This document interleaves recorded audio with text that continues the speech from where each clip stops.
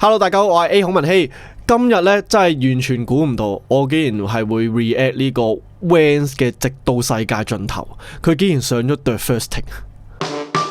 諗起呢首歌，大家就會記得《男兒當入樽》嘅片尾曲。三井壽嘅主題曲，我相信有睇過《男兒當入樽》嘅朋友對呢首歌一定係好有回憶嘅，同埋有好有感覺嘅，我都唔例外。所以咧，當我聽到佢上 The First Take 嘅時候咧，哇！我簡直係震驚啊！即刻翻箱倒盒，立晒啲嘢，即刻翻嚟拍片。我一定要同大家聽呢一首歌。咁同新觀眾介紹下自己啦，我係阿 A， 咁啊一個歌唱老師。咁咧呢個 channel 咧就會做一啲 song reaction 啦，同埋一啲嘅歌唱教學嘅。咁如果咧你都喜歡呢一類型嘅片嘅話咧，咁你就記得撳個 like 同埋咧幫我撳個 subscribe 掣啦。咁咧演算法就會知道你中意呢類型嘅片咧，就會俾多啲你睇噶啦。好嗱，我哋不如一度聽歌，我哋一度講有關 Vans 嘅東西，好冇？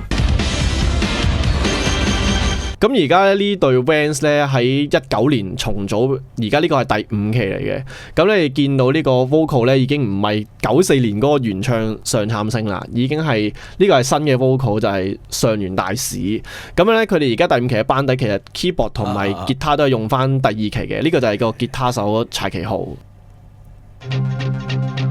哦！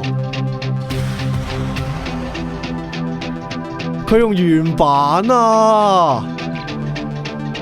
佢個編曲用翻94年原版啊！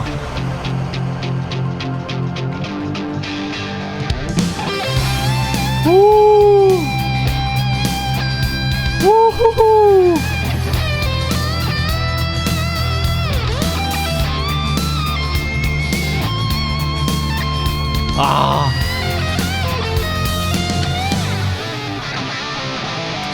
淨係聽個前奏咧，已經已經有啲回憶翻晒嚟啦！哇，救命啊！彈基本上係90成似嘅，佢攞個吉他嗰個聲咧，佢都係攞翻佢94年嗰個版本嘅。咁當然啦，嗰個 mixing 會唔同咗啦。但係哇，我已經眼角有少少淚光飆出嚟添，哇！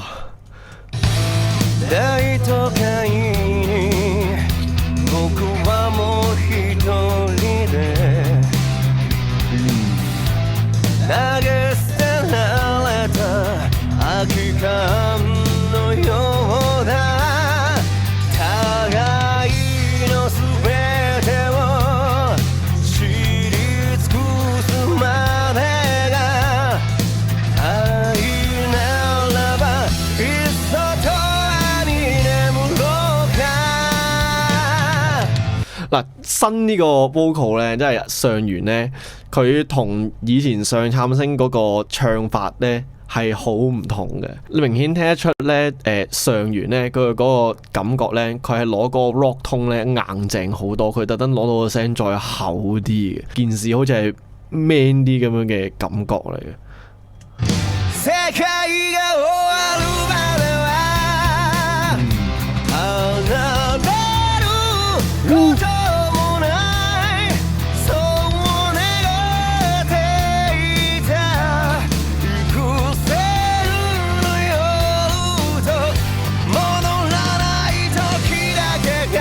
rock 痛嘅強，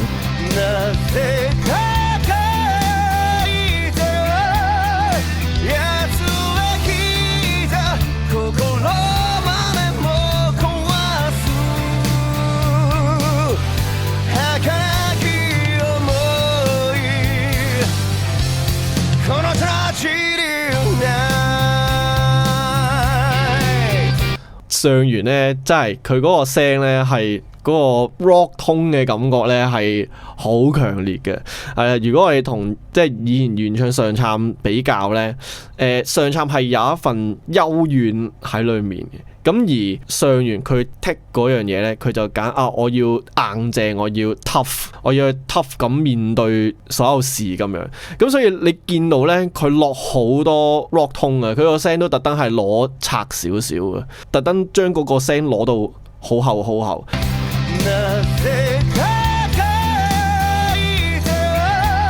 嗱，呢句佢就攞到黐到好埋啲字，係啦。咁呢個係我個人嘅口味啦，係啦，我就中意佢分翻開咯，嗱，即刻計啊，我中意佢食翻嗰一下重拍會多啲咯。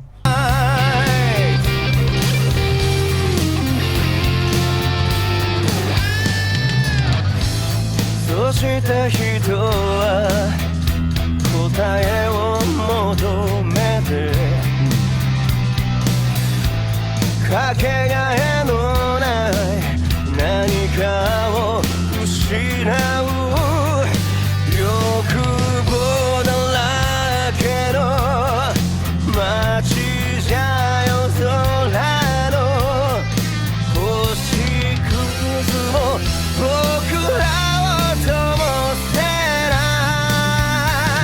聽第二段 verse 呢個感覺再明顯啲，佢要想特登去營造一個比較 man 啲、男子漢一啲嘅感覺。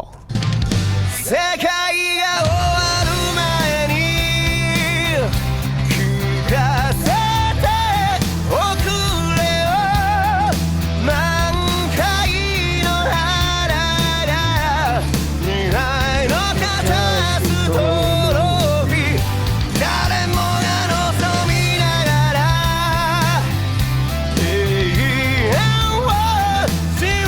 じないなのにきっと明日を夢見てる儚き日々とこのトラジディが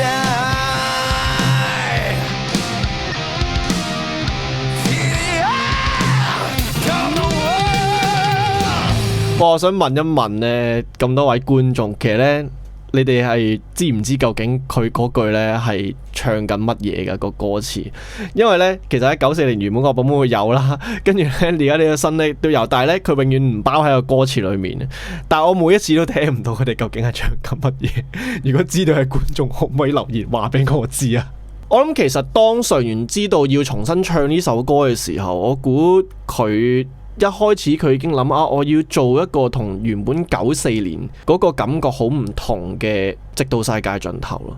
因為豬肉在前嘅關係咧，所以如果啊你揀翻 follow 94年版本嗰個唱法咧，其實咧又一定會個感覺係比下去。咁而我相信上元對於呢首歌佢會有佢自己嘅一個諗法。咁所以佢唱嘅時候，我覺得係同94年上杉嗰個版本係一個好唔同嘅感覺。佢將啲嘢攞得好硬淨啦，俾呢個感覺係啊，同以前嗰個版本唔同。而家呢個係佢係 tough 啲嘅，一個男子漢係一個面對寂寞同悲傷或者面對啲過去嘅嘢嘅時候啊，我要好堅強咁樣去面對，咬緊牙關起身。佢嗰個重點擺咗喺咬緊牙關嗰個力量上面啦。咁所以變咗兩個版本嗰個感覺已經係好唔同。我覺得攞舊版嚟同而家佢呢個比較係好唔公平嘅。咁但係我明白，因為我哋都係聽94年嗰個版本大。對於上元嘅評價，可能我哋會有少少對佢唔公平嘅，係可能我哋會覺得啊，點樣都係94年個版本好啲。而家嗱，我哋未聽最後一段啦，咁但係我想講佢嘅唱功，我覺得佢甚至可能比起上杉更加好添。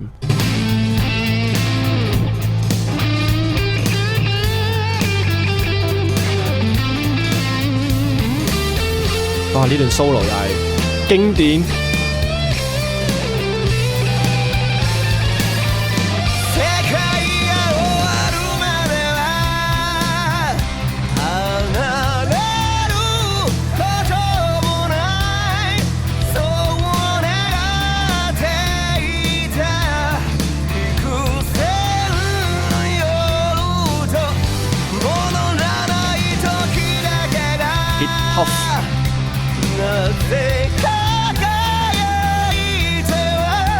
佢後面又做翻揼翻個重拍喎，第一段我話唔中意嗰啲，佢後面又冇做喎，啊好喎。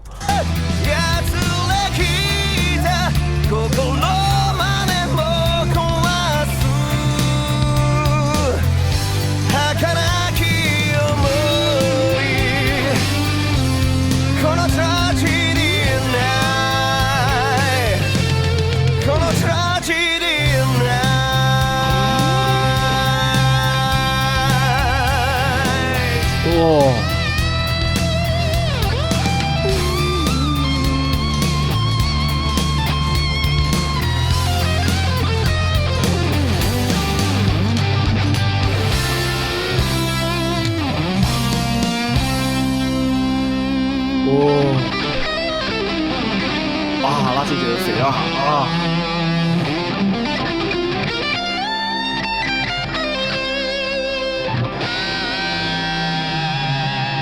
哦，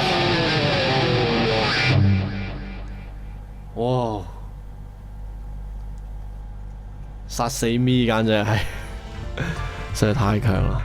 我覺得其實呢個版本嘅《直到世界盡頭》係好出色嘅，點樣可以好貼近翻原本我哋熟悉個版本嘅音樂，然之後佢做一個唔同嘅 approach， 然之後你唔會覺得件事係唔自然或者係怪嘅。我相信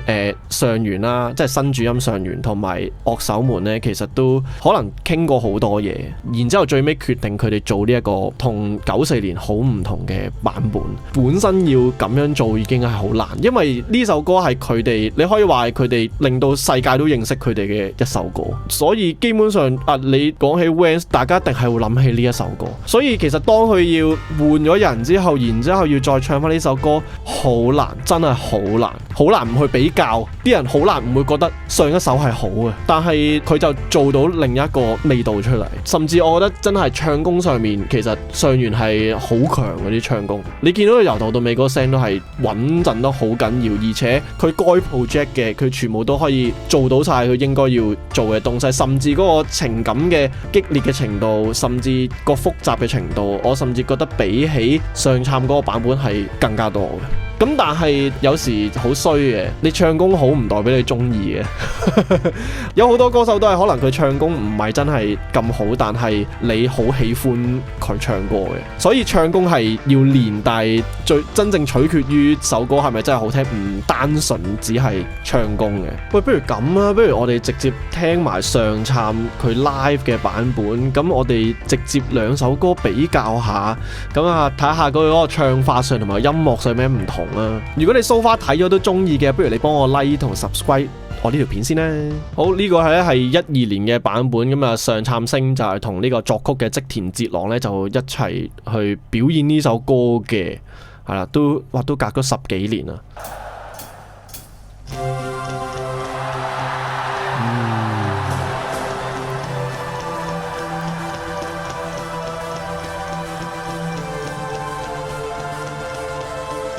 即係 live 啊，現場樂器有少少唔同咯，不過都 OK 啊。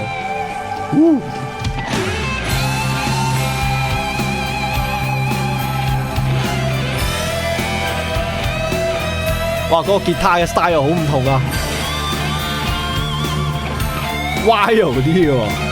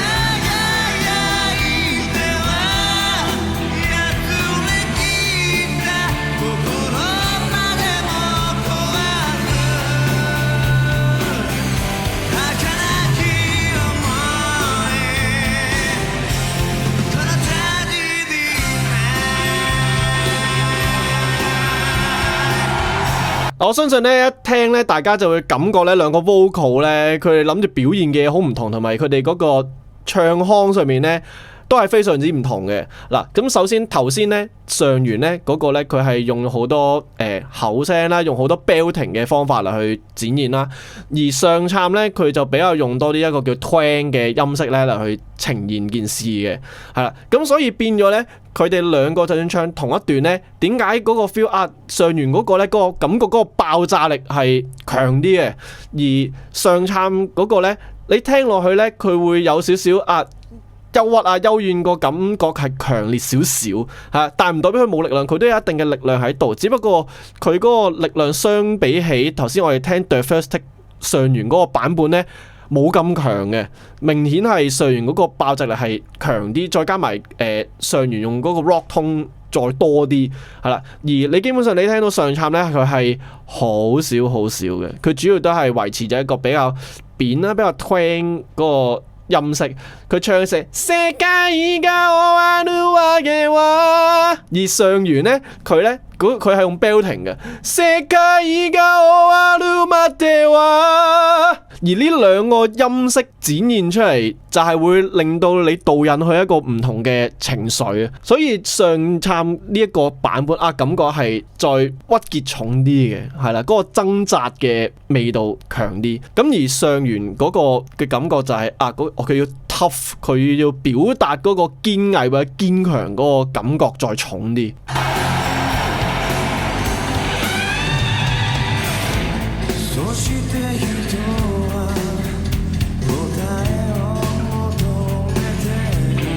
就算你呢段咧開始咧上杉放個聲咧都係比較輕嘅，佢甚至會用少少氣聲嘅，係啦。但係而家你哋睇翻頭先 The First Take 上元嗰個唱法咧，佢唔會將嗰個聲放咁輕嘅，即係雖然佢都會稍微偏輕，但係你聽到佢個聲都仲係有啲硬淨嘅感覺喺裏面。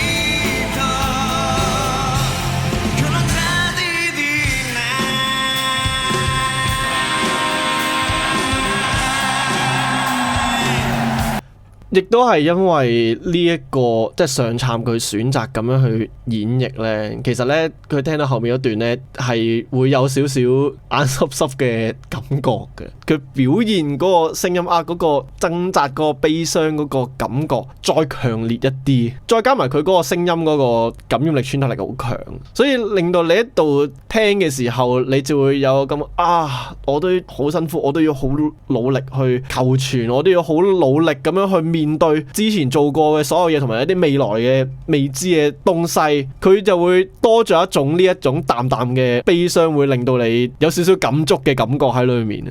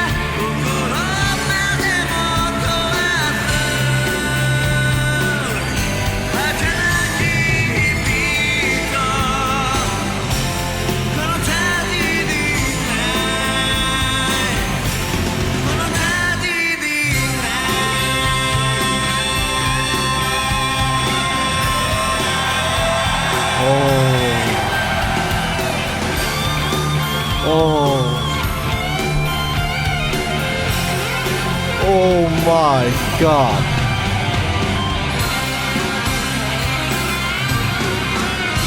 啊！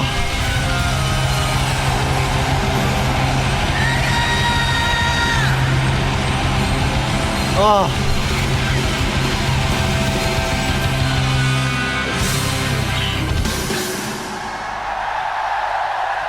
好啦，聽完兩個版本啊，唔知你覺得點樣呢？我對於兩個 vocal 嘅感覺呢，其實我都大概講咗，再總結一下。上杉呢，佢用比較多一個 twang 嘅形式嚟去唱呢首歌，帶出嚟嗰個幽怨感會比較強，嗰個掙扎嘅感覺同我內心掙扎嗰個感覺係會比較強嘅。咁而新嘅 vocal 即係上原大使佢做嘅選擇呢，就係佢想將嗰個聲係變成 tough 啲嘅，佢想係要咬緊牙關堅強面對佢每一個困境嗰個嘅感覺，所以兩個出嚟嗰個 feel 係完全唔同，而我覺得兩個都係好好聽嘅。當然啦，佢哋各自佢哋個演唱會有一啲我唔係好中意嘅地方，例如上原嗰個 Anna 謝卡加呀伊利話，佢嗰一下佢將嗰啲句子連得太緊要，捋得太緊要呢，我就覺得有少少影響我嗰個感受。而上杉呢個版本呢，我唔係太中意佢嗰個Model Mass 佢會咁樣咯，我會想佢喺嗰個 su 嗰個音度再收翻細啲 Model Mass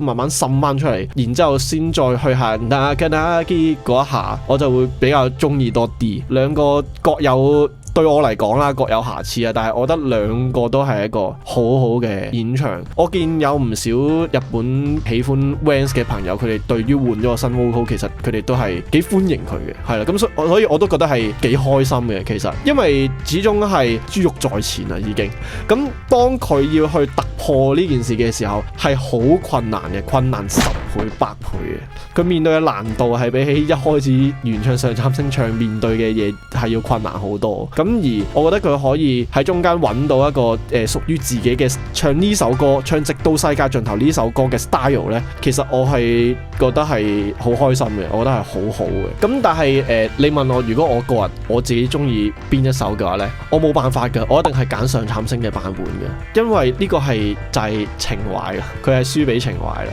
佢唔係輸俾唱功，佢唔係輸俾編曲，佢唔係輸俾任何嘅，純粹只不過係我好多年前已經聽呢首歌，而且聽咗好多次，即係一嚟上杉昇嘅感染力喺呢個 version 入面仍然係有嘅，咁但係佢呢個即係始終叫做原唱啦，係佢會勾起我嘅回憶係比起上原大使更加多，咁所以變咗，例如我聽呢一首上杉昇呢個版本嘅時候，我聽嘅除咗係佢嘅演唱，仲係佢嘅演唱勾起我嘅一啲嘅回憶，變咗我一定係會覺得佢好聽啲啊，冇辦法㗎。我知道咁樣係好唔公平嘅，我都希望如果有一啲比較年輕啲嘅樂迷聽眾，你之前係冇聽過呢兩個版本嘅，我希望你可以透過直接聽呢兩個版本而直接做比較，你自己比較中意而家第5期 Vans 嘅呢個版本，定係啱啱織田哲郎同埋上杉昇呢一個嘅版本，你可以比較客觀地去判斷究竟你比較喜歡邊一個嘅聲音同邊一個嘅版本多啲。咁但係對於例如我呢啲我已經係睇男兒當入樽大嘅朋友，係啦，我相信都有唔少朋友同我一樣，你一定係會覺得上杉昇呢個版本係會好啲，冇辦法，呢個係情懷嘅問題，係啦。咁但係我都要再重申一次，其實上原大使嗰個版本係做得好好嘅，我哋唔好講到新嗰個一無是處 ，OK， 新嗰個版本其實都係做得好嘅，只不過佢揀個 approach 係唔同，而且佢行嘅路係比起上杉昇係難好多嘅，大家都要注意呢一點，要 notice 到呢一點，究竟新嘅 vocal 佢究竟行嘅一條幾咁難嘅路，佢係挑戰緊一個經典啊，因為聽嘅時候我哋都嘗試開放少少 open minded 少少去面對呢個新嘅版本。好啦，咁唔知你又中意兩個版本邊個多啲呢？我哋留言討論下，或者有冇 Slam Dunk 嘅 fans 係啦，咁我哋都一齊留言，我哋講下你最喜歡嘅 Slam Dunk moment 啊，或者我哋講下所有嘅嘢。OK， 好啊，中意咧記得咧要 comment like share 啦，咁同埋咧要訂閱 A 級音樂啦。咁咧同埋咧 follow 埋我嘅 Facebook IG。如果你對唱歌有興趣嘅，咁你想上下堂了解下嘅，都歡迎隨時揾我預約，揾我上堂。係啦，就係咁樣啦。好，我哋下次再聽其他嘅歌。我係阿 A， 拜拜。